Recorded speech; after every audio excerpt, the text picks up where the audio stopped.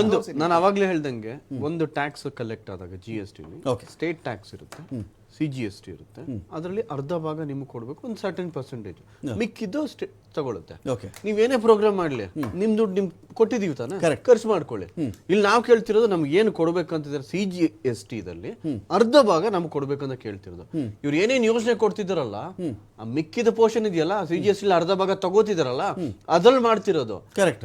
ಆ ಮಾಡೋ ದುಡ್ಡನ್ನ ನಾನು ಇದ್ರಲ್ಲಿ ಕೊಟ್ಟೆ ಅಂತ ತೋರಿಸ್ಕೊಳ್ಳೋ ತಪ್ಪು. ಎರಡನೇದು ಇವ್ರು ಹೇಳ್ತಿದ್ರು ಪಾಲು ಅಂತ ಇದೀನಿ ಅಷ್ಟೇ, ನನಗೆ ಹೇಳಿದ ಪಾಲು ನಾನು ಕೊಟ್ಬಿಡಿ, ಕರೆಕ್ಟ್ ನಿಮ್ ಯೋಜನೆ ಮಾಡ್ಬಿಡಿ ಅಂತ ನನ್ನ ತಗ್ರ. ಇನ್ನೊಂದು ಇವ್ರು ಹೇಳಿದ್ರು 1% deduction happen in Siddaramaiah government. ಸುಳ್ಳು. ನನ್ನ ಹತ್ರ ಡೇಟಾ ಇದೆ. 2022-23 ಕರ್ನಾಟಕ ಸ್ಟೇಟ್ಗೆ ಟ್ಯಾಕ್ಸ್ ಪರ್ಸೆಂಟೇಜ್ ಬಂದಿದ್ದು 3.647%. ಡೇಟಾ ಇದೆ. ಇವ್ರಿಗೆ ಸುಳ್ಳು ಹೇಳ್ತಿದ್ದಾರೆ ಸಿದ್ದರಾಮಯ್ಯ ಗವರ್ಮೆಂಟ್ ಅಲ್ಲಿ ಆಗಿತ್ತು ಅಂತ. ಒಂದು ಇದು BJP ಗವರ್ಮೆಂಟ್ ಅಲ್ಲಿ ಆಗಿದ್ದು. ಅವಾಗ BS ಬೊಮ್ಮಾಯಿ ಅವರು ಅಥವಾ ಯಡಿಯೂರಪ್ಪನವರು ಯಾರೋ ಮುಖ್ಯಮಂತ್ರಿ ಇದ್ರು. ಅದು ಬಿಡಿ, ಮುಖ್ಯಮಂತ್ರಿ ಬಿಡಿ ಏನೋ ಮಾಡಿಲ್ಲ ಅಂತ ಅನ್ಕೊಂಡೆ. ಯಾರೋ ಒಬ್ರು BJP ಅವರಾಗ್ಲಿ ಕಾಂಗ್ರೆಸ್ ಆಗ್ಲಿ ಮಾಡಿಲ್ಲ. ಕರ್ನಾಟಕ ರಾಜ್ಯದಲ್ಲಿ 25 ಜನ MP ಇದಾರೆ. ಅವ್ರು ಪಾರ್ಲಿಮೆಂಟ್ ಅಲ್ಲಿ ಕೂತ್ಕೋತಾರೆ.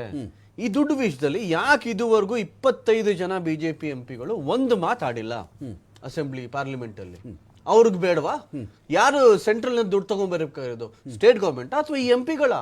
ಹೋಗಿ ನಮ್ಮ ರಾಜ್ಯಕ್ಕೆ ಬರಬೇಕು ದುಡ್ಡು ಬಂದಿಲ್ಲ ಅಂತ ಸ್ಟೇಟ್ ಗವರ್ಮೆಂಟ್ ಮಾಡಿಲ್ಲ ಅಂತಾನೆ ಅನ್ಕೊಳ್ಳಿ. BJP ಇದಾಗನು ಮಾಡಿಲ್ಲ, ಕಾಂಗ್ರೆಸ್ ಇದಾಗನು ಮಾಡಿಲ್ಲ. ನಿಮ್ಮ MP ಗಳು ಏನ್ ಮಾಡ್ತಾ ಇದ್ರು?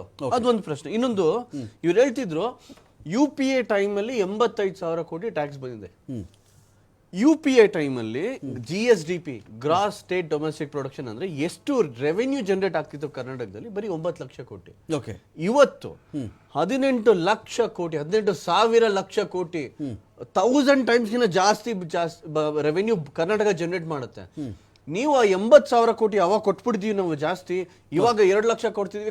ಒಂದು ಆಪಲ್ ನ ತಗೊಂಡೋಗಿ ನೀವು ವಾಟರ್ ಮೆಲನ್ ಕಂಪೇರ್ ಮಾಡ್ಬಿಟ್ಟು ವಾಟರ್ ಮೆಲನ್ ದೊಡ್ಡದಾಗಿದೆ ಅಂದ್ರೆ ಮುಟ್ಟಾಳ್ತಾನ ಅಂತಾರೆ. ಅದಕ್ಕೆ ನೀವು ಕಂಪೇರ್ ಮಾಡ್ಬೇಕಾದ್ರೆ ಕರೆಕ್ಟ್ ಕಂಪ್ಯಾರಿಸನ್ ಇರಬೇಕು. ಇವಾಗ ಎಷ್ಟು ರೆವೆನ್ಯೂ? 18,000 ಲಕ್ಷ ಕೋಟಿ ನಾವು ರೆವೆನ್ಯೂ ಜನರೇಟ್ ಮಾಡ್ತಿರ್ಬೇಕಾದ್ರೆ ನೀವು ನಮ್ ಕಡಲೆಕಾಯಿ ಕೊಟ್ಬಿಟ್ಟು ನಾವು ಕೊಟ್ಬಿಟ್ಟಿದೀವಿ, ನಾವು ದುಡ್ಡು ಜಾಸ್ತಿ ಕೊಟ್ಟಿದೀವಿ.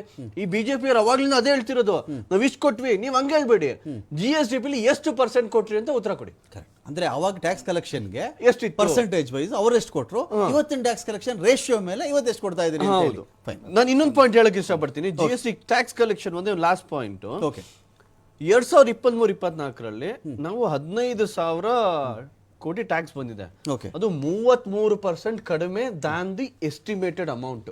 ನಮಗೆ 33% ಜಾಸ್ತಿ ಬರ್ಬೇಕಾಗಿತ್ತು ಅಂದ್ರೆ 25,000 ಕೋಟಿ ಬರ್ಬೇಕಿತ್ತು. ಬಂದಿದ್ದು ಬರೀ 15,000 ಕೋಟಿ. ಮತ್ತೆ GST ಕಾಂಪನ್ಸೇಷನ್ 10,500 ಕೋಟಿ ಬರಬೇಕಾಗಿದ್ದು ಬರೀ ಬಂದ 5,000 ಕೋಟಿ. ಇದು ಪ್ಲಾನಿಂಗ್ ಕಮಿಷನ್ ಅಲ್ಲಿ ಅಲೋಕೇಟ್ ಆಗಿರೋ ಅಮೌಂಟ್, ನಾವು ಕೋಟ್ ಮಾಡಿರೋದಲ್ಲ. ಅದ್ಯಾಕೆ ಬರ್ಲಿಲ್ಲ?